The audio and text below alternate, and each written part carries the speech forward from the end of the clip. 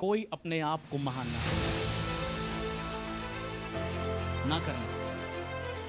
हजारों वर्ष तक इफिसुस में चर्च नहीं बन पाया, सिर्फ छोटी सी गलती। मालूम क्या थी? मन नहीं फिराया, गलती मानी नहीं अपनी। जब भी आपको लगे कि आप गलत हैं, मैं सच कहता हूं, ईगो किनारे रखो, घमंड किनारे रखो, गलती के लिए सॉरी बोलो। आपको नहीं पता आपकी सॉरी कई 100 बरकतों के मार्ग आपके लिए खोल देगी। हालेलुया। ये पूरा कि यीशु ने अपना लहू बहा करके, ये नहीं लिखा कि मैंने भविष्यवक्ता बनाया, प्रेरित बनाया, उसने कहा याजक बनाया। हालेलुया। पूरी बाइबल ध्यान से पढ़ो, पूरी बाइबल ध्यान से पढ़ो। उसने कहा याजक, और उसने हम सबको याजक बनाया। We have same authority. Hallelujah.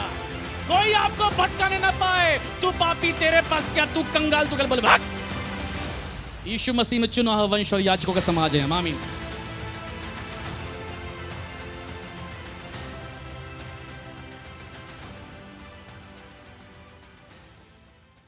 और 7 कलीसियाओं में पहली कलीसिया का जो संदेश है यूहन्ना का, वो आपके साथ रखूंगा। इफिसुस की कलीसिया को संदेश, द चर्च इन इफिसस। सबने खोल लिया? ओके, पहले इसको हम लोग 1 से 7 तक पढ़ लेंगे, फिर सीक्वेंस वाइज में इसको मैं फिर व्याख्या करूंगा। प्रकाशित वाक्य उसका 2 अध्याय, सबने खोल लिया? और हम पढ़ेंगे उसके पहले वचन से। इस प्रकार से लिखा है, इफिसुस की कलीसिया के दूत को यह लिख, कलीसिया के दूत को, जो 7 तारे अपने दाहिने हाथ में लिए हुए है और सोने की 7 दीवटों के बीच में फिरता है, वो ये कहता है, यानी यीशु। 7 तारे किसके दाहिने हाथ में है? यीशु के। सोने के दीवटों के बीच में कौन फिरता है? यीशु। वो ये कहता है, मैं तेरे काम और तेरे परिश्रम और तेरे धीरज को जानता हूं, और यह भी कि तू बुरे लोगों को देख नहीं सकता, और जो अपने आप को प्रेरित कहते हैं और हैं नहीं, उन्हें तूने परख कर, बोलो परख कर, झूठा पाया। तू धीरज धरता है और मेरे नाम के लिए दुख उठाते उठाते थका नहीं।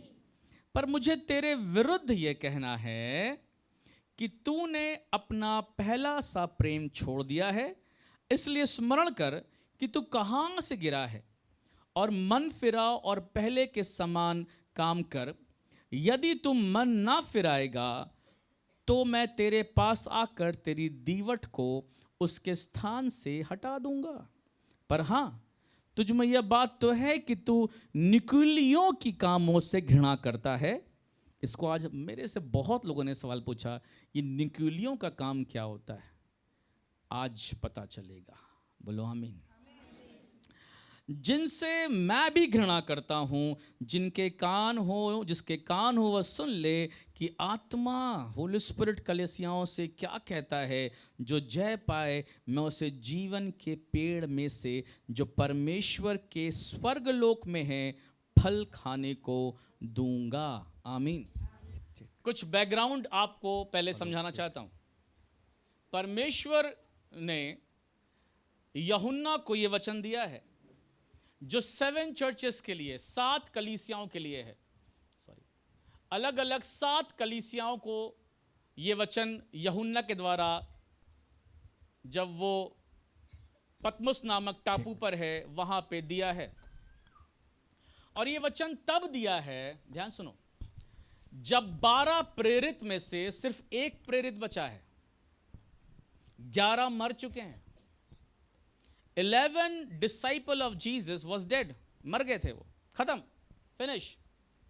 याकूब मर चुका है, यूहन्ना जिंदा है, पतरस मर चुका है, याकूब मर चुका है। बाकी जितने प्रेरित हैं वो डेड हो चुके हैं, खत्म हो चुके हैं, यीशु के लिए कुर्बान हो चुके हैं। सिर्फ 1 प्रेरित बचा है जिसका नाम यूहन्ना है, और वो अपने लास्ट दिनों में, अपने ओल्ड एज में, आपको पता यीशु के 12 चेले थे, 12 में से 11 चेले जो थे, 11 डिसाइपल ऑफ जीसस, वो नेचुरल डेथ नहीं मरे। 12 में से 11 लोगों को मारा गया, किल किया गया, लेकिन उन 12 में से सिर्फ एक चेला ऐसा था जिसका नाम यूहन्ना था। सिर्फ यूहन्ना ही नेचुरल डेथ मरा। Only John, John the Baptist वो दूसरा जॉन है, यीशु का चेला जॉन, नेचुरल डेथ मरा वो। और जीवन के अंतिम दिनों में परमेश्वर ने उसे अपनी कलीसियाओं को, 7 कलीसियाओं के जो एशिया माइनर में थी, एशिया माइनर में जो 7 कलीसियां थी, उनको संदेश दिया।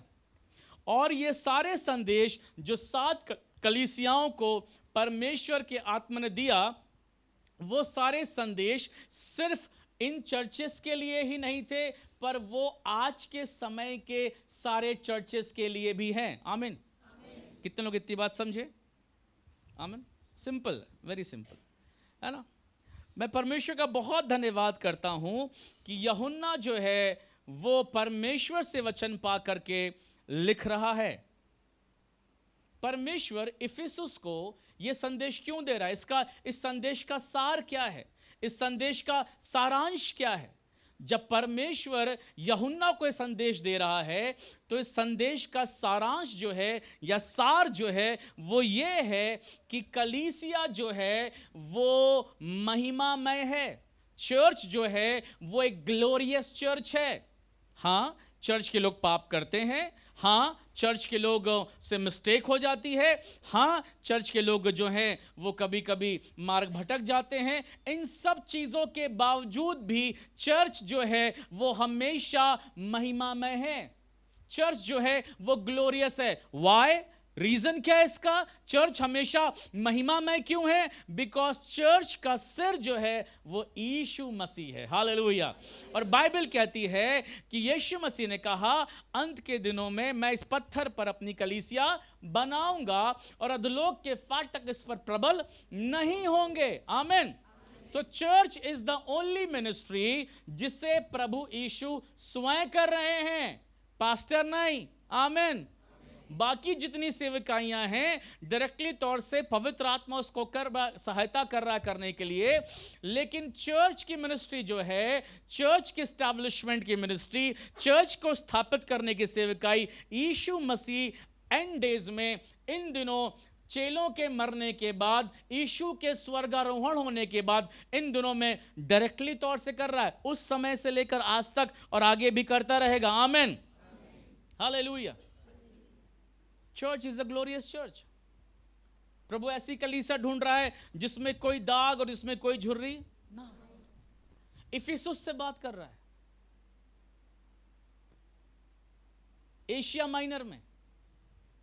पढ़ते हैं, अब शुरू करते हैं। दूसरा अध्याय, उसके पहले और दूसरे वचन को पढ़ेंगे जी। दूसरा अध्याय, पहला दूसरा वचन जी।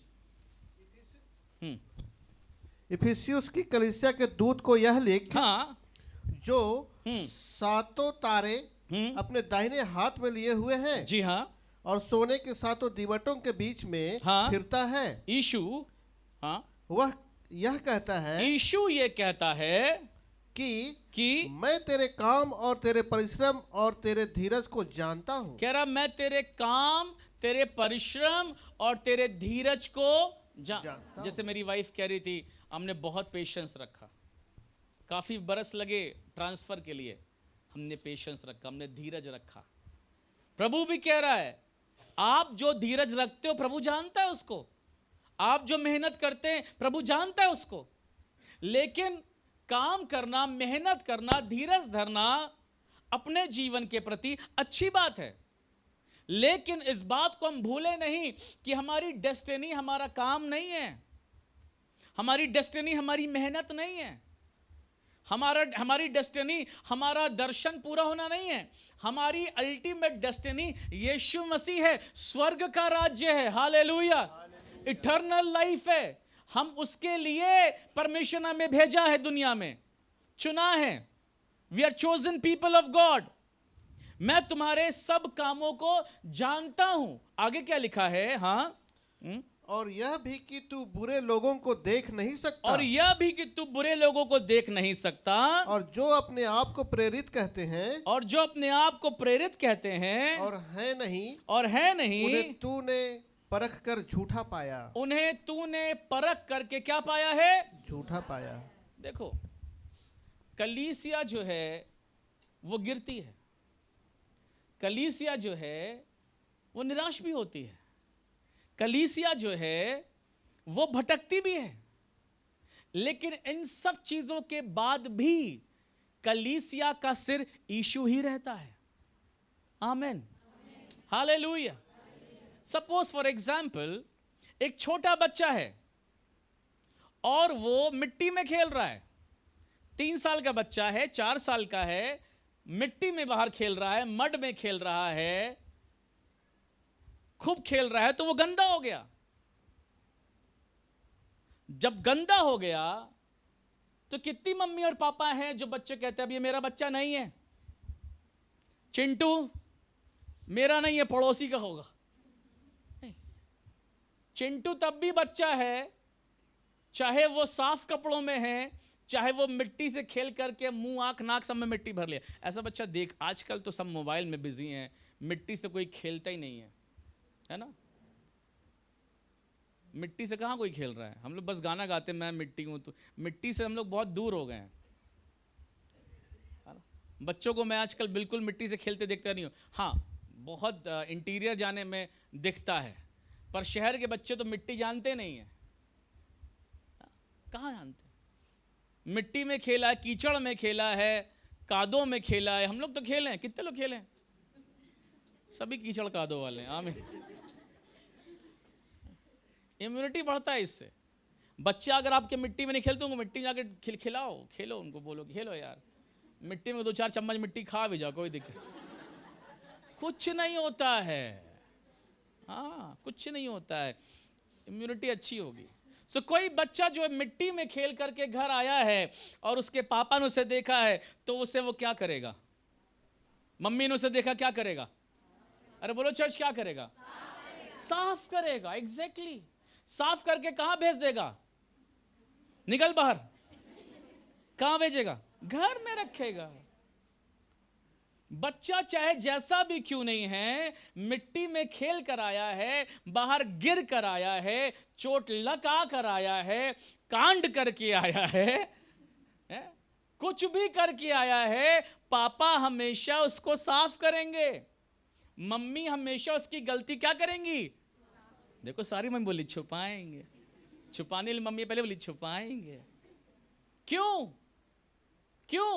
क्योंकि मेरा बच्चा है, मेरी संतान है, वो मेरा बच्चा है। आप सोच के देखो चर्च, पर चर्च भी ऐसा ही है। और यीशु मसीह जो कलीसिया का पिता है और चर्च का सिर है, वो भी ऐसा ही है। नो मैटर आप कौन से डस्ट में गए हो, नो मैटर आप कौन से कीचड़ में खेल के आए हो, कोई मतलब नहीं आपसे कौन सा पाप हुआ है, कोई मतलब नहीं आपने कौन सा गलत निर्णय लिया है, कोई मतलब नहीं आप खुदा से कितने समय दूर रहे हो, पर जब आप लौट के घर में आए हो, यीशु पिता ऐसा है जो हमेशा हमें साफ करेगा और अपने घर में रखेगा। Hallelujah. The real church behave like this. जो सच्ची कलीसिया है वह ऐसे ही चलती है, जो सही कलीसिया है वह ऐसे ही जीवन जीते हैं। कीचड़ लगे हुए बच्चे को साफ करके घर में रखते हैं। आप मुझे बताओ, कितनी माएं हैं जो अपने बच्चों का डायपर साफ करती हैं, उनका सब चीजें क्लीन करती हैं, और उसके बाद कहती हैं बच्चा कौन सा बच्चा, किसका बच्चा? नो। एक मां अपने बच्चे को हर तरीके से पालती है, हर तरीके से क्लीन करती है। जो 2 चाटे लगा के नहलाना हो, लेकिन रगड़ रगड़ के नहलाएगी। हाँ, हम लोग नहीं नहाते। आजकल तो माँ बाप बाल वाल नोच के नहलाते नहीं, पहले तो नहलाते थे। अब बच्चा आंसू बहाता था तो और लगे रो रहा है। हम लोग तो पहले चुप हो जा बाबू, मत रो बाबू, लो टॉय ले ले बाबू। बहुत कमजोर जवानी तैयार कर रहे हैं हम लोग। हम लोग सब खा एकदम स्ट्रांग बने एकदम, जो जितना ठुकाया उतना मजबूत है। हालेलुया। हाँ, आप सोचो, बाइबल बता रही है जब परमेश्वर का वचन इफिसुस को प्रभु दे रहा है तो उनको वो उल्हाना दे रहा है। सातों कलीसियाओं में प्रभु ने 5 कलीसियाओं को रिब्यूक किया है, घुड़का है, उनके कामों की प्रशंसा नहीं करी। 5 चर्चेस को, एक चर्च उसमें से ऐसा था जिसकी प्रशंसा थोड़ी करी है और उसको रिब्यूक भी किया है, उनमें से है इफिसुस। थोड़ा सा अप्रिशिएट किया है पर इसको रिब्यूक भी किया है। सिर्फ एक चर्च ऐसा है सातों कलीसियाओं में जिसको परमेश्वर रिब्यूक नहीं किया, सब अच्छी बातें उसके लिए बोली हैं। ओनली 1 चर्च, बाकी सारे चर्चेस के बारे में उसने रिब्यूक किया, बोला है इसको ठीक करो, ये तुम्हारे अंदर है, ऐसा है तुम्हारे अंदर, वैसा। और हमें वही अच्छा नहीं लगता, हमें वही खराब लगता है। लेकिन हमें साफ करने का परमेश्वर के पवित्र आत्मा का उद्देश्य यही है कि साफ तरीके से ही घर में रह सकते हैं। मैं चाहता हूं इस संदेश को प्रकाशित वाक्य के 2 अध्याय के, जो कि हमने पता नहीं प्रकाशित वाक्य पे ये शिक्षा आजकल चलता है, फोन करके बताते हैं प्रकाशित वाक्य पे वाले पास्टर शिक्षा दे रहे हैं, आप बैठिए उस पर सुनिए समझिए। मुझे लगता है पता नहीं क्या समझाएंगे, बहुत आसान है समझना। जब तक किसी चीज से हम भागते हैं हमें समझ में नहीं आता, पर किसी चीज को हम पकड़ते हैं, फेल होते फिर पकड़ते हैं, फेल होते फिर पकड़ते हैं, हम उसे समझते हैं। हालेलुया। आप मुझे बताओ, आप अपने दोस्त के साथ 6 महीना में एक बार मिलोगे, दोस्त को समझोगे आप? और रोज मिलोगे तो हेलो हेलो दोस्ती हेलो, रोज मिलोगे तो समझ जाओगे कि चाय में कितनी गोली डालता है, ये मीठी वाली, कितना शक्कर डालता है, कॉफी पीता है, ब्लैक कॉफी पीता है। ज्यादा मिलोगे ज्यादा जानोगे आप। जैसे मैं बहुत से घरों में जाता हूं तो लोग पूरी चाशनी चाय में बना कर ला देते, मीठी एकदम। कभी कभी गया हूं, नहीं गया हूं, इसलिए पीता हूं। पर जब मैं अपने बच्चों के घर जाता हूं, वो ले आते ग्रीन टी मेरे लिए, भैया ग्रीन टी पिएंगे, भैया बिना चीनी वाली चाय, लाल चाय, काली चाय पी लेंगे, है ना? वो जान रहे कि भैया भी ये है। क्यों? क्योंकि रोज मिलते रहते हैं, बात करते रहते हैं, जानते हैं। आपको पता, जब हम परमेश्वर से रोज मुलाकात करते हैं, कैसे मुलाकात करते हैं? इससे मुलाकात होती है। जब हम रोज मुलाकात करते हैं तो प्रकाशित वाक्य भी समझ में आता है, श्रेष्ठ गीत भी समझ में आता है। हालेलुया। और जब तक इससे हम भागते हैं, हमें श्रेष्ठ गीत हम पढ़ना नहीं पसंद करते, हम कहते हैं क्या उटपटांग बातें इसमें लिखी, प्रभु ने कैसी बातें इसमें लिख दी। रेवलेशन से तो भागते हैं, पता नहीं कितने घोड़े दौड़ रहे हैं, मुझे समझ में नहीं आ रहा कहां जा रहे हैं। आई डोंट अंडरस्टैंड, किधर जा रहे हैं सारे घोड़े, मुझे नहीं पता सफेद वाला कौन है, लाल वाला कौन है। और मैं आपको अपनी व्यक्तिगत, मुझे बहुत समझने की जरूरत इसमें नहीं लगती है। मैंने कोई भी घोड़ा, मुझे क्या, मुझे यीशु के साथ उड़ना है। आमीन। कई लोग उसी में फंसे हुए हैं, घोड़ा कौन सा है, काला वाला कौन सा है, अरे क्या यार, झूठ बोलना बंद किए कि नहीं? लाल वाला घोड़ा कौन सा है, चोरी बंद की तुमने? सफेद घोड़ा कौन सा है, लालच बंद किया है? नीला घोड़ा कौन सा? अरे भले परिवार में आदर इज्जत है तुम्हारी, प्रेम से बात करते हो, माफ करना सीखा है, भूलना सीखा है, न घोड़े पे बैठना है। पहले बेसिक तो ठीक करो, प्रभु आगे को समझा देगा। बगल में बोलो बेसिक ठीक करो पहले। हालेलुया। आप मुझे बताओ, नर्सरी प्रेप पढ़ा नहीं, क्लास 1 2 पढ़ा नहीं, सीधे क्या एक दिन हाई स्कूल एग्जाम देना है, पास हो जाओगे? नहीं हो सकते। प्रभु बहुत बेसिक बात करता है। और मैं सोचता हूं परमेश्वर ऐसा वचन कभी हमें क्यों देगा जो हमें समझ में ही ना आए? तो फायदा क्या वचन देने का? मैं अपने बच्चों को ऐसा क्वेश्चन दूं, हल करें, उसको मालूम ही नहीं, और मुझे मजा है, देखा नहीं कर पाया, देखा नहीं कर पाया। बच्चा बड़ा होगा मुझे ठोकेगा, बोले हट, कैसा पापा है, बचपन में मजाक करता था, कैसा पापा है, ऐसा सवाल देते तो कभी कर ही नहीं पाए। तो जब मैं बूढ़ा हूंगा मुझसे मजा लेगा, बताओ, अब हम बताते हैं। नहीं, वो मेरा पिता है। हालेलुया। बोलो थैंक यू डैडी, धन्यवाद पापा, वचन को आसान करने के लिए। और बहुत लोग ऐसा प्रिटेंड करते हैं कि कितना कठिन वचन है और एक सीधा हम ही को दर्शन मिला है बस। मैं समझाता हूं, पवित्र आत्मा भेदभाव नहीं करता है। जो उसके पास आता है वो उसको कभी ना निकालेगा, वचन कहता है। आमीन। हे बोझ से दबे थके परिश्रम करने वालों, मेरे पास आओ, सब आओ, मैं दूंगा विश्राम। आमीन। हालेलुया। एक छोटा बच्चा बता रहा, मैं खेल के आता है, घर में आता है, मम्मी पापा उसको साफ करते हो, घर में रखते हैं। आमीन। हालेलुया। हम आपको बताना मांगता हूँ यीशु मसीह के नाम में, आप इस बात को ध्यान रखना। इन द नेम, पढ़ो गिनती निकाल के, गिनती उसका 23 अध्याय पढ़िए। गिनती उसका 23 अध्याय 21 वचन। Numbers 23 verse 21। जी सिमसोन भाई निकाल लो इफिसियों 5 अध्याय 25 से 27। जी मनीष भैया 21 23 का 21। जी जोर से पढ़िए। उसने याकूब में अनर्थ नहीं पाया। उसने याकूब में अनर्थ नहीं पाया। हाँ जी। और न इसराइल में अन्याय देखा है। और ना इज़राइल में अन्याय देखा है। अभी समझाता हूं। हाँ हाँ। उसका परमेश्वर यहोवा उसके संग है। उसका परमेश्वर यहोवा उसके संग है। और उनमें राजा की सी ललकार होती है। उनमें राजा की सी ललकार होती है। क्या कह रहा है? याकूब में मैंने क्या नहीं पाया है? क्या नहीं पाया है? अनर्थ नहीं पाया।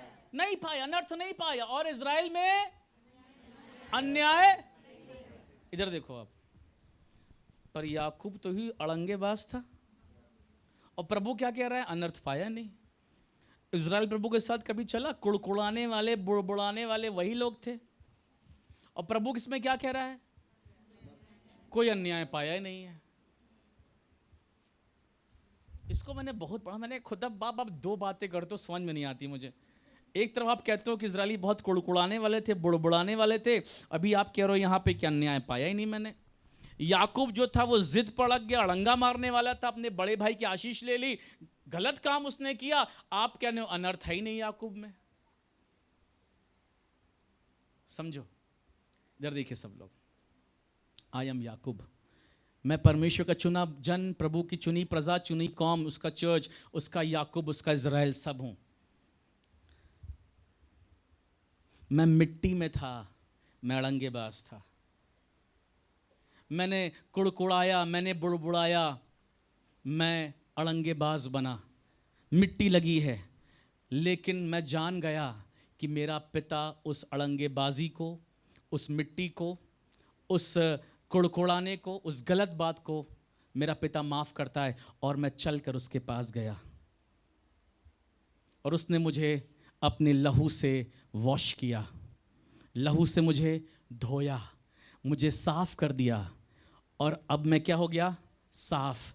अब मुझे वो देखकर कह रहा है, याकूब में मैंने अनर्थ नहीं पाया और इज़राइल में मैंने अन्याय नहीं पाया। You know why? क्योंकि याकूब लौट के परमेश्वर के पास आया। हालेलुया। परमेश्वर आपका, वही कहता हूं जवानों, क्यों अपना पास्ट सोच के रोते हो? परमेश्वर याकूब का पास्ट नहीं देखता। हालेलुया। परमेश्वर अपने लोगों का पास्ट नहीं देखता। परमेश्वर उनके मड को, उनकी मिट्टी को, उनके स्वभाव को, उनकी बुरी बात को, उनकी गंदगी की बात को, उनके व्यभिचार को, उनकी अज्ञानता को, उनकी अनाज्ञाकारिता को धो देता है, साफ कर देता है और अपने पास खड़ा करता है, अपने घर में लाता है और फिर कहता है, ओ मैं तो इसमें कोई गलती नहीं पाता। शैतान कह रहा था, देख देख देख, तूने पिछले दिनों में ये किया था, तूने 6 महीना पहले ये किया था, तूने साल भर पहले ये किया था, देख तूने मोबाइल में 2 दिन पहले ये देखा था। ओ प्रभु कह रहा है, मैं तो नहीं देख रहा, मैं तो देख रहा हूं अनर्थ नहीं है। क्यों नहीं है? क्योंकि याकूब खुदा के पास आया है माफी पाने के लिए। हालेलुया। आप पढ़ो, समझ में आएगा। इफिसियों 5 पढ़ो, इफिसियों 5 अध्याय 25 वचन से क्या लिखा हुआ है, सुनिएगा। हाँ, पढ़ो पढ़ो पढ़ो।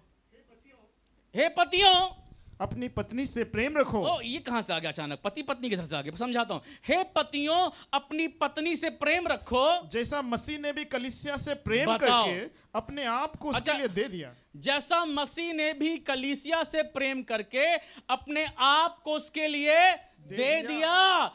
इधर देखो पति लोगों, एक प्रैक्टिकल बात बता रहा हूं। अपनी पत्नी से प्रेम करो, दे दो अपने आप को, दे दो अपने आप को। दे देने का मतलब क्या होता है? एक साथ आराधना, एक साथ प्रार्थना। बहुत सारे पति लोगों ने दुनिया को दिया हुआ अपना सब कुछ, पत्नी को छोड़कर सब कुछ दिया हुआ है। दोस्त को दिया, बहन को दिया, भाभी को दिया, मां को दिया, बाप को दिया, सबको दिया। पत्नी, बाइबल नहीं सिखाती है सबसे पहला हक पत्नी का है पति पर, और पत्नी पर पति का, पति पर पत्नी का है। और शैतान हमेशा अटैक करता है इस रिलेशन पे, ध्यान रखना। इफिसुस क्या है, आप बताओ, उत्तर दो। चर्च है। हेलो, क्या है? चर्च है। मैंने ये वचन जो अभी समझ में आएगा, चर्च है। याकूब कौन है? खुदा का है। इज़राइल कौन है? खुदा का है। इफिसुस कौन है? चर्च है। कलीसिया खुदा की है। और शैतान कभी नहीं चाहता कि कोई हस्बैंड वाइफ साथ में रहे। और सबसे बड़ा अटैक इन दिनों में मैरिज लाइफ पे हो रहा है।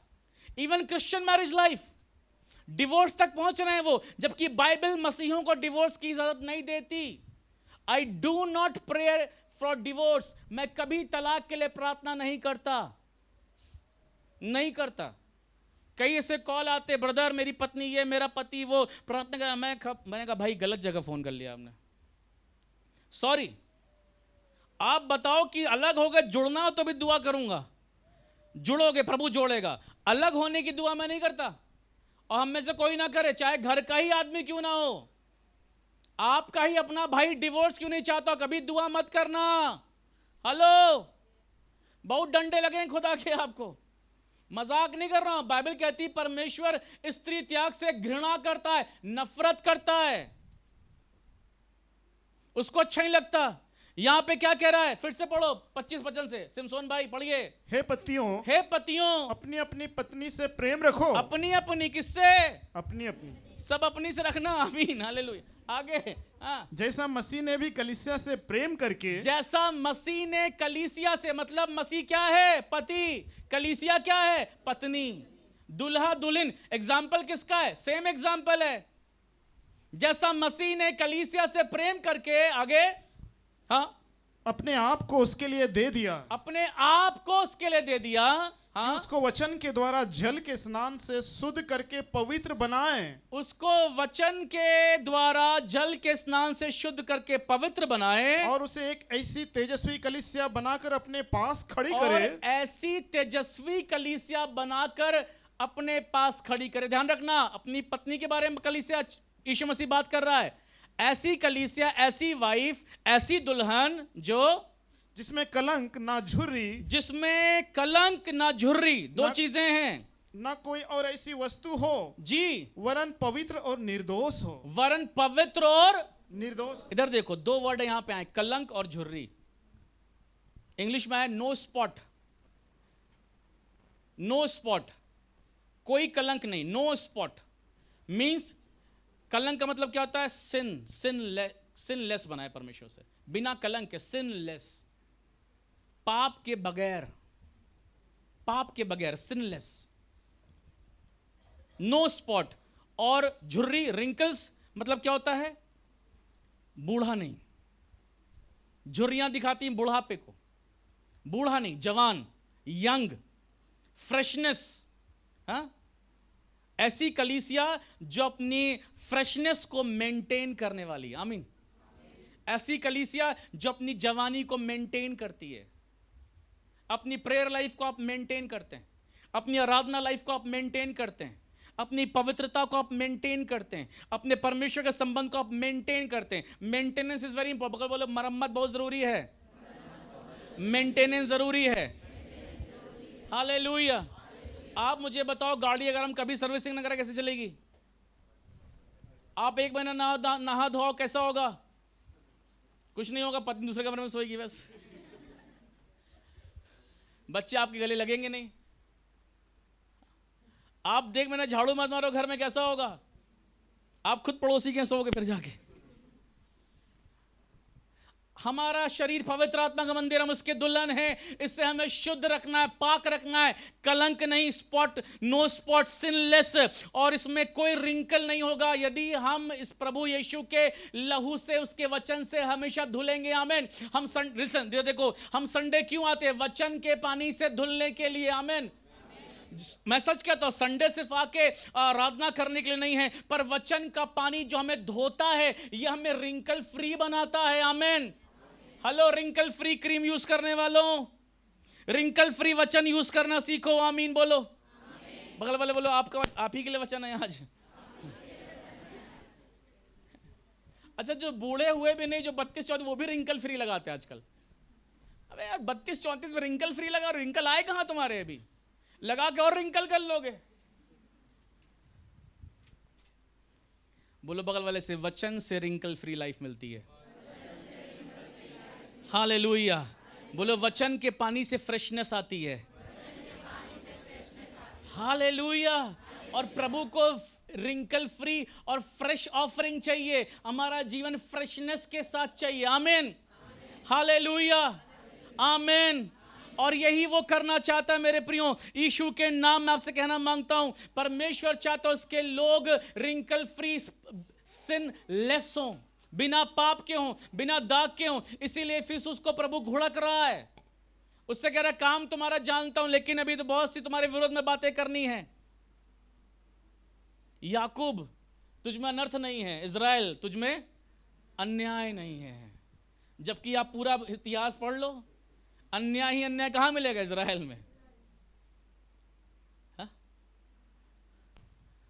याकूब में ही अनर्थ मिलेगा आपको।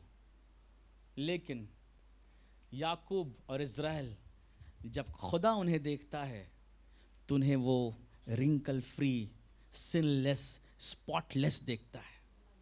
हालेलुया। इसीलिए मैं आपसे कहता हूं, अपने आप को कभी बेकार, किसी काम का नहीं, बदसूरत ना समझो। आप यीशु की सामर्थी कलीसिया हो। हालेलुया। हालेलुया। आपको पता, जब उड़ाऊ पुत्र, लूका चैप्टर 15 खोल के पढ़ो कोई, जल्दी से लूका 15।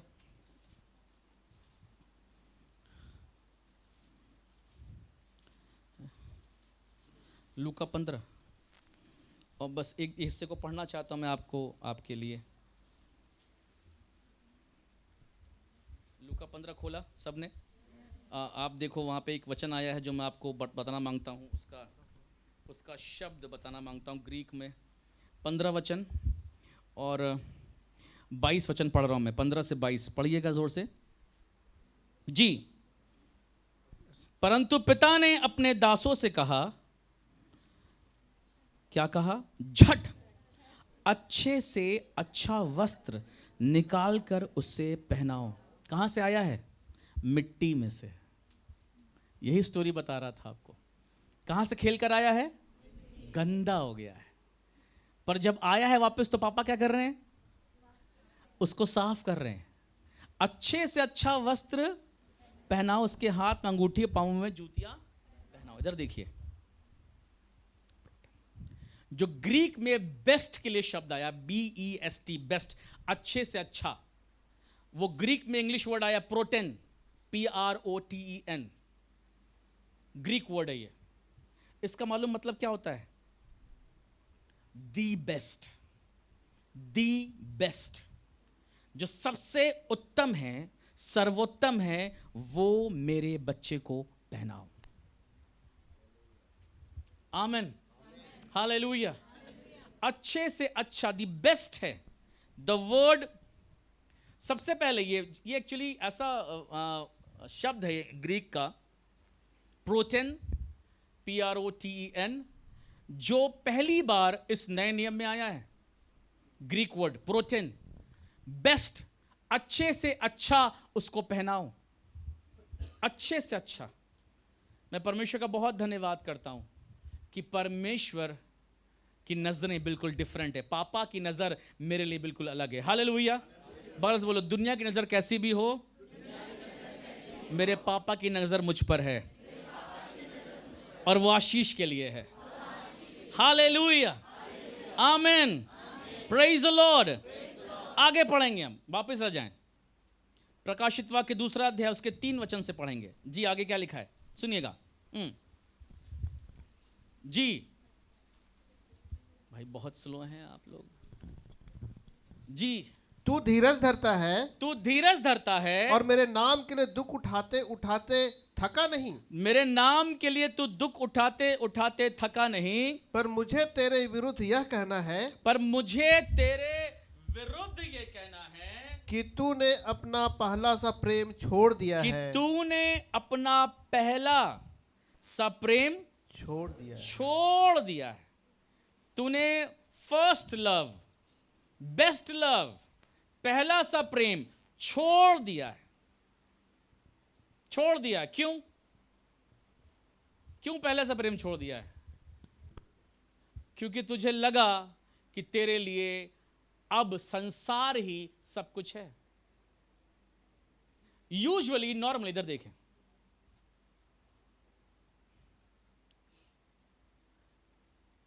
मेरा फोन, जब ये फोन मुझे गिफ्ट मिला इनाम के तौर पे, तो मैंने कहा वाह what a phone, I love this phone. सुबह से शाम में इसी को देख रहा हूं, रात में भी इसी को देख रहा हूं, सुबह भी इसी को देख रहा हूं। प्यार हो गया इससे मुझे। फर्स्ट लव, आईफोन 11, आहा, एकदम लेटेस्ट मॉडल है। वाह, 4 महीने बाद तो चला कि आईफोन 12 आ गया।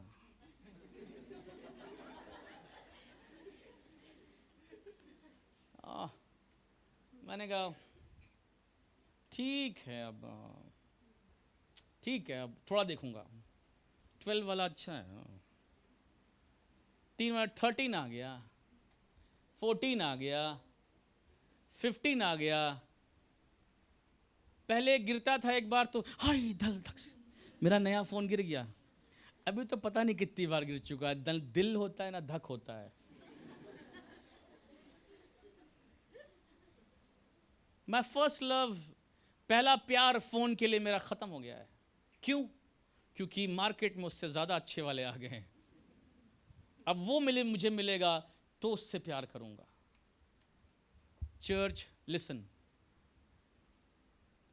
चर्च में सबसे पहला प्यार हमारा आशीष नहीं, चंगाई नहीं, बढ़ोतरी नहीं, पर यीशु होना चाहिए। हालेलुया। और यीशु मसीह को ये शिकायत मैक्सिमम कलीसियाओं से है, मैक्सिमम कलीसियाओं से है कि तुम्हारा प्रेम मुझसे ज्यादा किसी और से है। You are coming to church because you love somebody, you love someone, you love something. तुम किसी और चीज को चाह के आ रहे हो, पर मैं ये चाहता हूं कि मेरी दुल्हन, मेरी पत्नी, मेरी कलीसिया जब अपने पति के पास आए तो सिर्फ और सिर्फ उसकी डिजायर उसका हस्बैंड हो, उसका यीशु हो। Hallelujah, hallelujah. मैं कहना मांगता हूं चर्च, हमेशा याद रखना, कलीसिया यीशु की है, आराधना यीशु की है, कलाम यीशु का है, प्रार्थनाएं यीशु में सुनी जाती हैं, हमारा यहां आना यीशु के कारण है। हां, यह बात मैं जानता हूं और मैं मानता हूं कि स्वर्ग का परमेश्वर सब कुछ करने की समर्थ रखता है। उसके भी बाद भी मैं चाहता हूं कि हम इस बात को समझें। मैं निवेदन करता हूं कि अपने जीवन में इस पहली मोहब्बत यीशु की ही बनाए रखना। और जिस दिन पहली मोहब्बत यीशु के अलावा कोई और चीज में चली गई, मैं आपको कहना मांगता हूं, जहां मोहब्बत खत्म हो जाती है वहां दीवानगी भी खत्म हो जाती है। नहीं समझे आप? जहां मोहब्बत खत्म हो जाती है वहां दीवानगी भी खत्म हो जाती है। एक प्यार में पागल मजनू को देखा है? कैसे दीवारों पे खोद खोद के दिल बना देता है, और उसके बाद एक लंबा तीर वहां से निकालता है। और फिर वहां से 4 बूंदें भी लहू की बह रही होती हैं। आप जाते हो घूमने बहुत जगह, नाव पे देखा हो तो नाव पे बना है, पत्थर पे जाओगे तो पत्थर बना है, किसी हिस्टोरिकल प्लेस में वहां भी बना है। तुम्हारा सोनू, कोई है तो नहीं, गुड्डू कर लेते, तुम्हारा गुड्डू। अरे गुड्डू पप्पू सोनू को छोड़ो, हम प्रभु के लोग हैं, हालेलुया। और वो पत्थर पे लहू बनाने से क्या होगा यार? यीशु मसीह ने अपना लहू हमारे लिए बहाया है, हमारी मोहब्बत उसके लिए है, हालेलुया।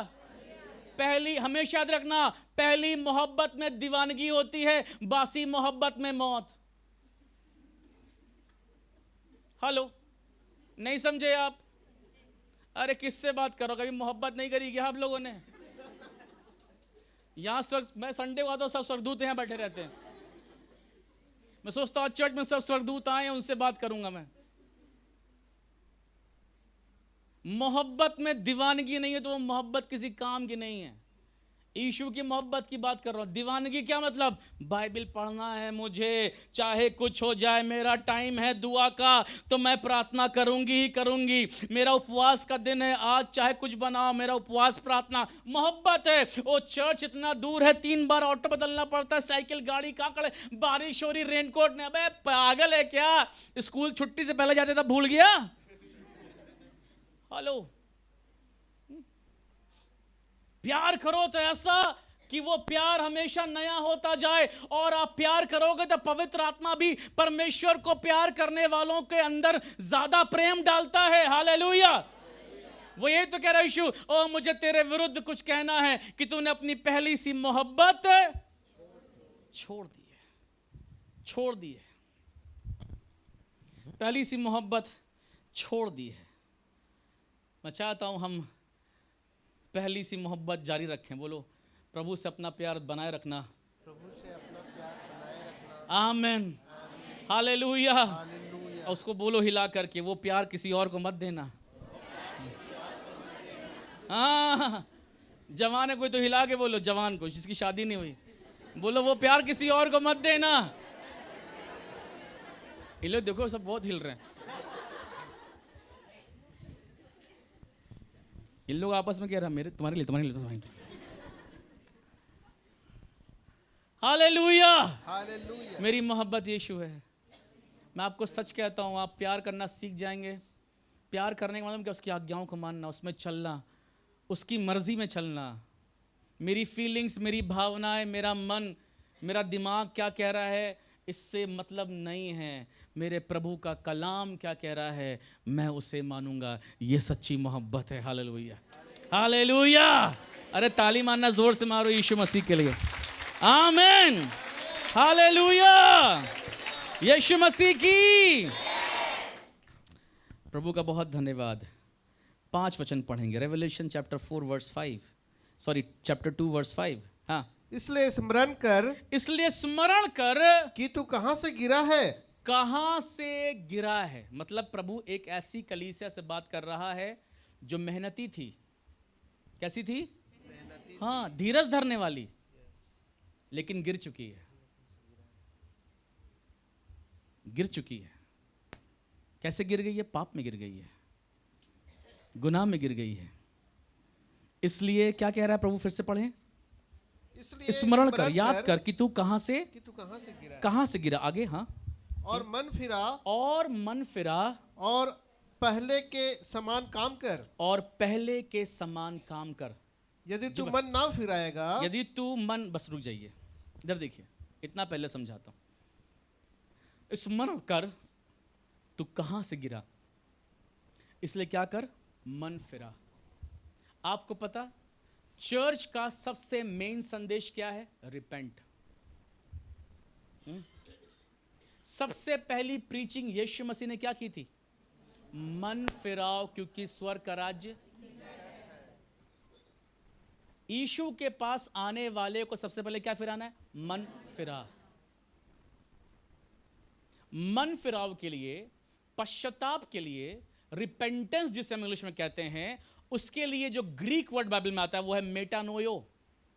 द वर्ड मेटानोयो, ग्रीक वर्ड मेटानोयो, व्हाट इट मीन्स, इसका मतलब क्या है? मेटानोयो का मतलब होता है कि हमने मिस कर दिया मार्क, हम चूक गए, पश्चाताप नहीं किया। मन फिरा लेना, पलट जाना। हम जा रहे थे, एक रास्ते पे जा रहे थे, हमें पता चला ये रास्ता गलत है, तो हम टर्न हो गए किधर? यीशु की ओर। ये होता है मन फिराना। मन फिराने का मतलब ये नहीं होता कि हम जा रहे थे, हमें गलती पता चली, हमें पाप पता चला, हम भटक गए थे, पता चला, अच्छा सॉरी जीसस, अब उसी में चलेंगे। ये मन फिराना नहीं है। और बहुत से लोगों को मन फिराने का अर्थ पता नहीं है। वो माफी मांगने के बाद भी वही काम कर रहे हैं, उसी में चल रहे हैं। प्रभु ऐसे चर्च से खुश नहीं होगा। माफी मांगने का फायदा क्या जब आपने अभी तक उससे बात करनी छोड़ी नहीं? क्यों प्रार्थना करी फिर? आंसू बहाने क्या फायदा है? हर संडे आके काहे के लिए रोते हो? प्रभु माफ कर दे, मंडे से वही काम, ट्यूसडे माफी हुई नहीं। प्रभु क्या करे इफिसुस को? इसलिए मन फिरा। और यह बहुत इंपॉर्टेंट है, अभी जो आपको बताऊंगा आप सुन के शॉक्ड हो जाएंगे। इफिसुस को मेन संदेश यीशु का यही है, मन फिरा, नहीं तेरी दीवट हटा दूंगा वहां से। और आपको जान के हैरानी होगी, इफिसुस ने मन नहीं फिराया। यस, इतिहास पढ़ो, आप हिस्ट्री देखो, चर्च हिस्ट्री पढ़ो। इफिसुस के चर्च ने मन नहीं फिराया। आज भी चर्च में ऐसे लोग पाए जाते हैं जो 10 साल आने के बाद भी चर्च उनका मन नहीं फिरा है, उनकी आदत नहीं बदली है, उनका स्वभाव नहीं बदला है, उनकी बोली नहीं बदली है, उनका लालच खत्म नहीं हुआ है। इफिसुस ने मन नहीं फिराया। और आपको बता रहा हूं, बहुत सुनिएगा, खराब लगेगा आपको सुनकर, लेकिन सच्चाई बताना चाहता हूं मैं आपको। एशिया माइनर में जो 7 चर्चेस थे, 7 चर्चेस एशिया माइनर में, सारे चर्चेस बने, बढ़े, आगे गए। ओनली 1 चर्च इफिसुस, वो नहीं बना, वो नहीं बढ़ा, वो नहीं आगे गया। 1000 वर्ष तक, 1000 years सुसमाचार पहुंचने के बाद कलीसिया बनी, टूट गई, बिखर गई, खत्म हो गई। और उसके बाद 1000 वर्ष से ज्यादा तक पूरे इफिसुस में कोई भी चर्च नहीं बना। हेलो,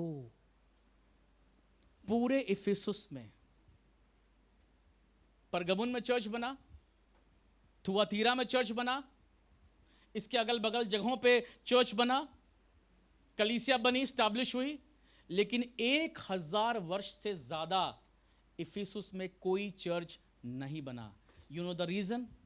आपको पता है कारण? उस चर्च का जिसमें बाइबल में नाम है, सोचो आप, हम लोग सोचते बाइबल में नाम है इफिसुस का तो बढ़िया चर्च होगा, चर्च ही नहीं था। क्यों?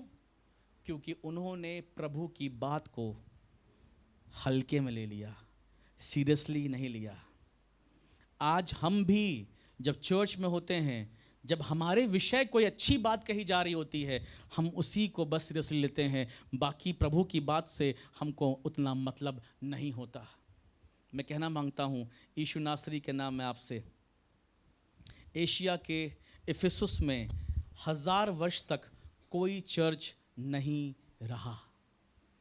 यू नो रीज़न सिर्फ एक है कि इफिसुस ने उस जॉन के लेटर को हल्के में लिया, जो उसने कलीसियाओं के नाम लिखा और कहा मन फिरा। मैं आपसे कहना मांगता हूं, अगर आपको किसी क्षेत्र में मन फिराने की आवश्यकता है, रिपेंट करने की आवश्यकता है, तो ज़रूर से कर लेना, बन जाओगे आप। नहीं तो जो है वो खंडहर हो जाएगा। यस, आज इफिसुस में ढूंढ लो आप जाके, खंडहर मिलेंगे आपको, बेदारी नहीं। बाइबल आगे चलते हैं, खत्म करना है मुझे, आगे चलते हैं। हाँ पढ़िए। यदि तू मन ना फिराएगा, यदि तुम मन ना फिराएगा, तो मैं तेरे पास आकर तेरी दीवट को, मैं तेरे पास आकर तेरी दीवट को उसके स्थान से हटा दूंगा, उसके स्थान से हटा दूंगा। चर्च का बनाना और चर्च को फिनिश करना, रखना, बनाना, हटाना परमेश्वर के हाथ में है, मनुष्य के हाथ में है ही नहीं। मैं उसको उसके स्थान से हटा दूंगा, यीशु कह रहा है आगे। हाँ, पर हाँ तुझ में यह बात तो है, पर वो कह रहा है, अच्छी बात बताने चूक नहीं रहा है, प्रभु कह रहा है तुझ में यह बात तो है कि तू हाँ, निकोलाइयों के कामों से घृणा करता है, हियर इज द पॉइंट, कि तू निकोलियों के काम से घृणा करता है, जिनसे मैं भी घृणा करता हूं। जिनसे मैं भी घृणा करता था। देखिए, तू चर्च निकोलियों के काम से घृणा करता है और मैं भी उस निकोलियों के काम से घृणा करता हूं। तेरे अंदर ये अच्छी बात है। आज इसको समझ लेते हैं कि निकोलियों की काम का अर्थ क्या है। जो ग्रीक वर्ड निकोलियट है इंग्लिश में, उसके लिए दो शब्द इस्तेमाल हुए हैं। यूनानी भाषा में दो शब्द, समझो इसको, समझने के लिए इसको समझना होगा इब्रानी भाषा का शब्द निकोलाइट। निकोलाइट दो शब्द हैं। पहला है निको, NIKAO, पहला शब्द है निको, और दूसरा है लेओस, LAOS, लेओस, निको लेओस। इसका अर्थ, पहला निको का अर्थ होता है अबव अदर्स, दूसरों से ऊपर। बोलो, दूसरों से ऊपर, है ना। निको का मतलब होता है अबव अदर्स, दूसरों से ऊपर, और लियोस का मतलब होता है कॉमन पीपल, साधारण लोग। इधर देखिए, लिखना बंद करिए, इधर देखिए। इस चर्च में 3 कैटेगरी के लोग थे। ध्यान सुनिएगा, पहली 3 स्टेप में लोग हैं। पहले स्टेप में खुदा है, परमेश्वर है, पिता पुत्र पवित्र आत्मा त्रिएक परमेश्वर है। दूसरे स्टेप में, देखिए कभी कभी ये सब शिक्षा में बहुत रोमांचित नहीं करती, लेकिन आप जानोगे इसके पीछे, स्पिरिट के पीछे कि कैसे काम करता है, तो उससे निकलने में आपकी सहायता होगी। बोलो आमीन। पहले स्टेज पे है गॉड, दूसरे स्टेज पे वो लोग हैं जो अपने को दूसरों से सुपीरियर समझते हैं। ये स्पिरिट है, चर्च में काम करती है। उनसे हम बेहतर हैं, उनसे ज्यादा अच्छी हम प्रार्थना करते हैं, उनसे ज्यादा अच्छा मैं दान देता हूं, उनसे ज्यादा बात मैं पास्टर की मानता हूं, उनसे ज्यादा मैं उनके साथ रहता हूं। आई एम बेस्ट, मैं बेहतर हूं, उनसे बेहतर हूं। स्पिरिट ऑफ कंपैरिजन, उनसे बेहतर वालों, प्रभु, सबसे बेहतर वाले लोग, और फिर कॉमन पीपल जो मुझसे नीचे हैं, जिनसे मैं ऊपर हूं। इसी को बोलते हैं निकोलियों की शिक्षा, निकोलियों की बात। क्या? जो दूसरों को अपने से कम समझते हैं, दूसरों को अपने से कम जानते हैं, अपने आप को बेहतर और अपने आप को अच्छा जानते हैं। Listen church, it is very very dangerous. ये स्पिरिट बहुत डेंजरस है। अभी समझाता हूं, अभी आपको और समझ में आ जाएगा, है ना। परमेश्वर क्या कह रहा है? परमेश्वर निकोलियों के इस व्यवहार से क्या करता है? ये व्यवहार जो चर्च में होता है ना, I am the best, hello, मेरी प्रार्थना बेस्ट है, मेरा गाना बेस्ट है, मैं बजाता बेस्ट हूं, मेरा तरीका बेस्ट है, I am superior. Actually this is devil, क्योंकि उसने भी क्या कहा था?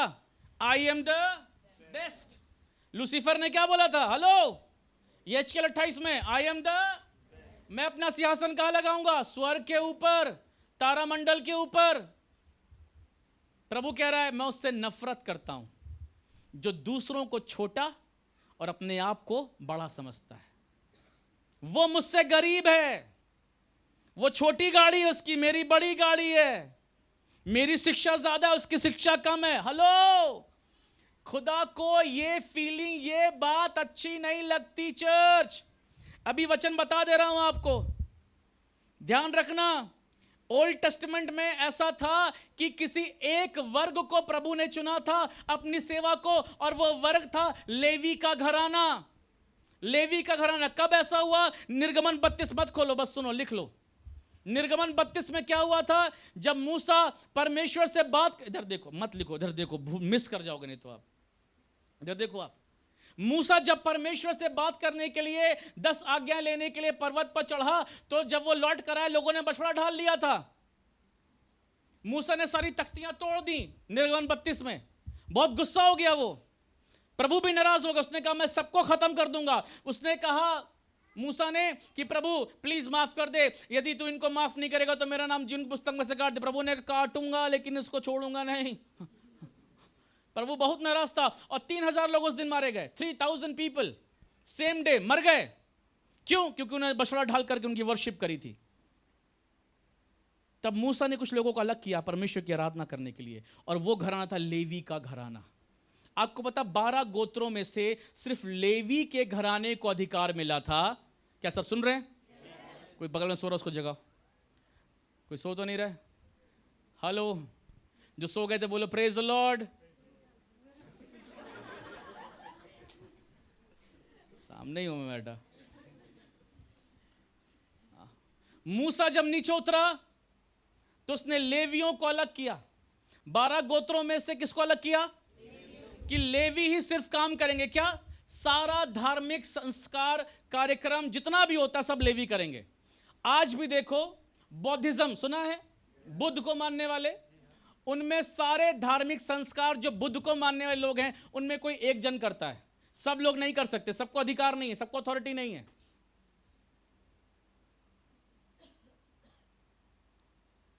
निर्गमन 32 अध्याय पढ़ दो आप, 26-27 वचन जल्दी से। मुझे मिल जाएगा तो मैं पढ़ता हूं। देखिए कौन पढ़ता है। निर्गमन 32। हाँ जी, हाँ हाँ हाँ हाँ।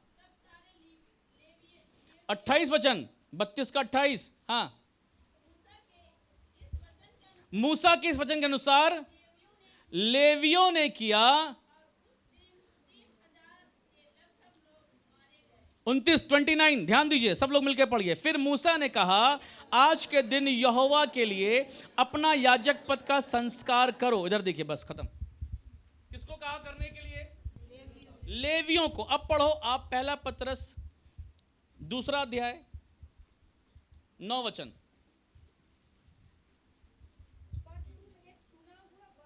पर तुम एक चुना हुआ वंश, क्या बात आंटी।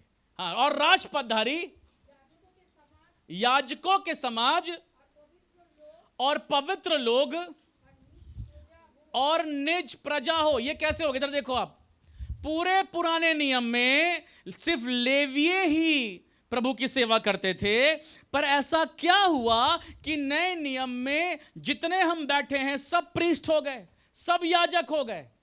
अब सब प्रार्थना कर सकते हैं, अब सब प्रचार कर सकते हैं, अब सब होली कम्युनियन दे सकते हैं। ऐसा कैसे हो गया?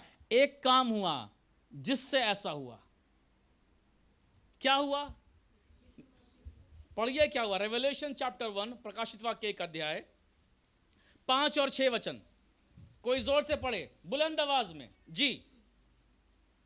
प्रकाशित वाक्य 1, 5 और 6 क्या हुआ सुनिए। हाँ, यीशु मसीह की ओर से जो विश्वास योग्य साक्षी, हाँ हाँ, पहलौठा और पृथ्वी के राजाओं का हाकिम है। आगे, वो हमसे प्रेम रखता है।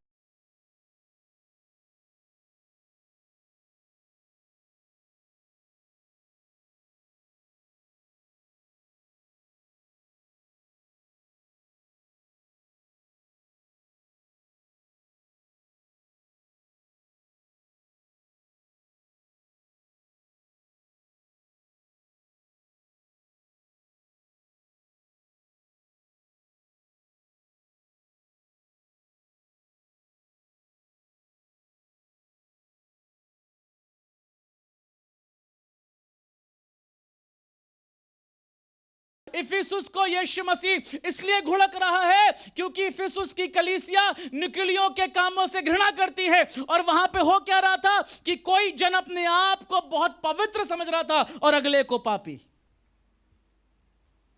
क्योंकि चर्च ये भूल गया था हम सब यीशु के लहू से धुले हैं। Hallelujah, we are equal in Christ Jesus. Hello, कोई अपने आप को यहां बड़ा छोटा ना समझे, और खबरदार ऐसा समझा तो, क्योंकि यदि ऐसा हम समझेंगे तो हमारी सेवकाई खत्म हो जाएगी। एक दिन चर्च खत्म हो जाएगा, कोई नामो निशान नहीं रहेगा आपकी खिदमत का। यीशु मसीह ने किसी से नाम नहीं पूछा गले लगाने से पहले, बताओ तेरा टाइटल क्या है, तब करूंगा चंगा। Title lovers, we are not title lovers, we are Jesus lovers. Hallelujah, hallelujah. खुदा के घर में कोई गोरा काला छोटा लंबा ऊंटा खड़िया मुंडा हो संथाली नहीं है, सब यीशु मसीह के परिवार के लोग हैं, उसके राज्य उसके याजक हैं। हालेलुया, आमीन, हालेलुया। मैं आपसे कहना मांगता हूं, ये काम मालूम कैसे शुरू हुआ? जब 12 चेले डेथ कर गए, जब यूहन्ना भी मर गया, अभी वचन में कह रहा था तूने बहुतों को भविष्यवक्ताओं क्या किया, प्रेरितों को परख कर झूठा पाया। हुआ क्या था? क्यों कह रहा झूठा पाया तूने परख करके? क्योंकि जब 12 प्रेरित मर गए तो अगल बगल की जगहों से प्रेरित खड़े हो गए, बोलने लगे हम भी यीशु के प्रेरित हैं, हम भी यीशु के प्रेरित हैं। पर 12 डिसाइपल जो यीशु के प्रेरित थे उन्हें यीशु ने अपॉइंट किया था, बाकी लोग को अपॉइंट नहीं किया था। हेलो, इधर देखो आप, मुझे कोई दिक्कत नहीं कौन अपने नाम क्या अपोस्टल लिखता है, लेकिन माफ करना यह अपोस्टल सेल्फ डिक्लेयर है। हेलो, मुझे कोई दिक्कत नहीं कोई प्रॉफिट लिखता है, I have no problem.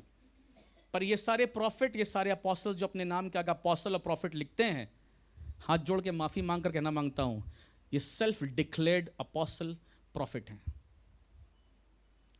Ephesus की कलीसिया में भी यही हुआ था। देखो, वचन की सही शिक्षा पाओगे, सही जानोगे, नहीं तो सब बेकार है। फिर इफिसुस के चर्च में भी यही हुआ था कि लोगों ने अपने आप को सेल्फ प्रॉफिट, सेल्फ अपोस्टल बोला, पर इफिसुस ने कहा नहीं, हम जान रहे हैं 12 प्रेरित क्या हो गए हैं, मर चुके हैं, डेथ हो चुकी है, उनकी डेथ हो चुकी है। अब जो भी है वो सिर्फ याजक है। हेलो, दैट्स वाई मैं पास्टर लिखता हूं। आमीन। एक ताली मारो सारे पास्टर्स के लिए। पास्टर को साउथ इंडिया वाला कोई देख रहा तो माफी आज कर देना। साउथ इंडिया में आप जाओगे, पास्टर कोई समझते नहीं कुछ, पास्टर मूली गाजर है, नाम के लिए को प्रॉफिट अपोस्टल, अरे बाप रे बाप, योर हाइनेस, ऐसे हो जाएगा आदमी। मजाक नहीं कर रहा हूं मैं आपसे। पास्टर को समझता नहीं है, लेकिन उसे मालूम नहीं कि यीशु ने अपना लहू बहा करके ये नहीं लिखा कि मैंने भविष्यवक्ता बनाया, प्रेरित बनाया, उसने कहा याजक बनाया। हालेलुया। पूरी बाइबल ध्यान से पढ़ो, पूरी बाइबल ध्यान से पढ़ो। उसने कहा याजक, और उसने हम सबको याजक बनाया। We have same authority. Hallelujah. कोई आपको भटकाने ना पाए, तू पापी, तेरे पास क्या, तू कंगाल, तू कल बोल भाग।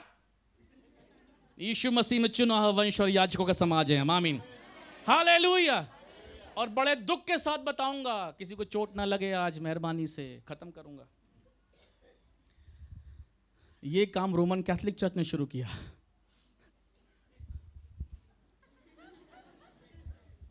प्रेरितों के मर जाने के बाद जो बड़ी कलीसियां स्थापित हुई रोम में, वो थी Roman Catholic church. Today there are 3 main categories of churches in the world. आज 3 तरह की कलीसियां पूरे संसार में हैं। बस बताकर 5 मिनट दो मुझे आप, ताकि संदेश पूरा हो जाए। 3 तरह की है। एक होता है वर्ल्ड चर्च, सेकेंड है state church, third is independent church. World church, संसार की कलीसिया। इतिहास पढ़ो आप जाकर के, जो वर्ल्ड चर्च है वो है Roman Catholic church. Praise the Lord. पूरे संसार की सबसे बड़ी कलीसिया कौन सी है? It's true. पर सेकंड में स्टेट चर्च, मतलब देशों में राज्यों की कलीसिया। उसमें आता है एंग्लिकन चर्च, लूथरन चर्च, और थर्ड है इंडिपेंडेंट चर्च, जिसमें सारे पेंटिकॉस्टल चर्च आ रहे, इवन मेथोडिस्ट, प्रेस्बिटेरियन, सब चर्चेस। हमें भी मिला लो आप, 3 चर्चेस हैं। पर बताना क्या मांग रहा हूं, जो वर्ल्ड चर्च है, कैथोलिक, रोमन कैथोलिक चर्च, याजक। होली कम्युनियन कौन देगा? याजक। प्रचार कौन करेगा? इवन जितने धर्म के काम चर्च में, बरियल देने से लेकर शादी कराने से लेकर मंगने, सब कौन कर रहा है? याजक। कॉमन पीपल को अथॉरिटी नहीं मिलती है। कॉमन पीपल को अथॉरिटी नहीं है। अभी हो गया हो तो मुझे नहीं मालूम, पर मैं ये बात कर रहा हूं सालों से चलते आ रहे इतिहास के अनुसार। वर्ल्ड चर्च, प्रीस्टली सिस्टम, याजकीय व्यवस्था, जो करेगा वो कौन करेगा? याजक। एक्चुअली में आज भी लेवीय व्यवस्था में ही चल रहे हैं, पुराने नियम से भी बाहर नहीं निकले हैं। दूसरा जो बोल रहा हूं, स्टेट चर्च, जिसमें एंग्लिकन, लूथरन चर्चेस आते हैं, बाकी उसमें है क्लरिकल सिस्टम। क्लरिकल सिस्टम, इसको हिंदी में क्या कहेंगे? ऑफिस का पैटर्न चल रहा है। मेंबर है ये, इसका दान आया नहीं आया, नहीं मिलेगा तो कब्रिस्तान नहीं मिलेगा, चर्च नहीं आया तो शादी नहीं होगी। ऑफिस सिस्टम, सारा डाटा एंट्री है, सारा सब कुछ रिकॉर्ड है। ऑफिस सिस्टम, सब उस सिस्टम से चर्च चल रहा है। थर्ड है इंडिपेंडेंट चर्च, जिसमें सारा कुछ सिस्टम पास्टोरल सिस्टम है। जो करेगा कौन करेगा? पास्टर। सारी जिम्मेदारी किसकी? पास्टर। पास्टर सब कुछ। लेकिन मैं आपसे बताना क्या मांग रहा हूं, यही सेम शिक्षा इफिसुस में थी। निकुलियों की शिक्षा, जो कि प्रभु सबसे ऊपर, उसके बाद सबसे खास लोग, उसके बाद सबसे साधारण लोग। आज भी मैक्सिमम चर्चेस में सारी व्यवस्था जो है वो याजक ने ही ले रखी है, पास्टर ने ले रखी है, बिशप ने ले रखी है। कॉमन पीपल को उनके अधिकार भी नहीं मालूम है। कॉमन पर्सन को उनकी वैल्यू भी नहीं मालूम है। और सालों साल जो कि वर्ल्ड चर्च रहा, रोमन कैथोलिक चर्च, उसने कभी भी यह नहीं चाहा कि कोई व्यक्ति बाइबल पढ़े। इवन बाइबल की प्रिंटिंग को भी हाइड रखा, ताकि बाइबल पहुंचे ना लोगों के पास। आपको पता, यीशु मसीह रेवलेशन चैप्टर 2 वर्स 7 में क्या कह रहा है? पढ़ दीजिएगा, प्रकाशित वाक्य 2 का 7। पढ़ करके बाइबल बंद करें। जिसके कान हो, जिस कलीसिया के कान हो, वो सुन ले। पवित्र आत्मा हर चर्च से, कलीसियाओं से कह रहा है, कलीसिया नहीं कह रहा है। इफिसुस की सिर्फ, सारे वर्ल्ड के चर्च से कह रहा है। कलीसियाओं से क्या कहता है? जो जय पाए। हाँ, मैं उसे उस जीवन में के पेड़ में से, जो परमेश्वर के स्वर्गलोक में है, फल खाने को दूंगा। आमीन, hallelujah. We all are priests, and the church has only one high priest, that is the Lord Jesus Christ. Hallelujah. हम सब जितने यहां बैठे हैं, हम याजकों का समाज हैं, और हमारा महायाजक यीशु मसीह है। आमीन। कोई अपने आप को महान ना समझे, ना करना। हजारों वर्ष तक इफिसुस में चर्च नहीं बन पाया। सिर्फ छोटी सी गलती, मालूम क्या थी? मन नहीं फिराया, गलती मानी नहीं अपनी। जब भी आपको लगे कि आप गलत हैं, मैं सच कहता हूँ, ईगो किनारे रखो, घमंड किनारे रखो, गलती के लिए सॉरी बोलो। आपको नहीं पता आपकी सॉरी कई 100 बरकतों के मार्ग आपके लिए खोल देगी। हालेलुया। ये पूरा चर्च, ये पूरी कलीसिया, वर्ल्ड की कलीसियाँ सालों साल एक सिस्टम से चलते आई हैं, पर मेरी दुआ है कि इस एंड डेज में सारी कलीसियाएं पवित्र आत्मा चलाने पाए। Hallelujah, hallelujah, hallelujah. पवित्र आत्मा चलाने पाए, यीशु की महिमा होने पाए, यीशु उसे चलाने पाए। और मैं आपसे सच कहता हूँ, मेरा कोई संदेश यहाँ बैठे किसी को ठेस पहुँचाने के लिए नहीं है, किसी को नहीं, पर मैं चाहता हूँ कि आप सीखें, आप लर्न करें। मेरा कोई भी संदेश आप अपनी डिक्शनरी में जाकर ढूंढ सकते हो, गूगल में सर्च कर सकते हो, ढूंढोगे, पढ़ोगे। मैं तो खोजबीन में लगा रहता हूँ, आप भी ढूंढेंगे, पढ़ेंगे, आप पा जाएंगे। आमीन। जब आप मसीही जीवन में बाइबल से लर्नड, एजुकेटेड होंगे, ओह, डेविल आपसे दूर भागेगा। हालेलुया, क्योंकि परमेश्वर का वचन आपके अंदर है। God bless you. हालेलुया। आंखों को बंद करें, प्रार्थना करें, समाप्त करें।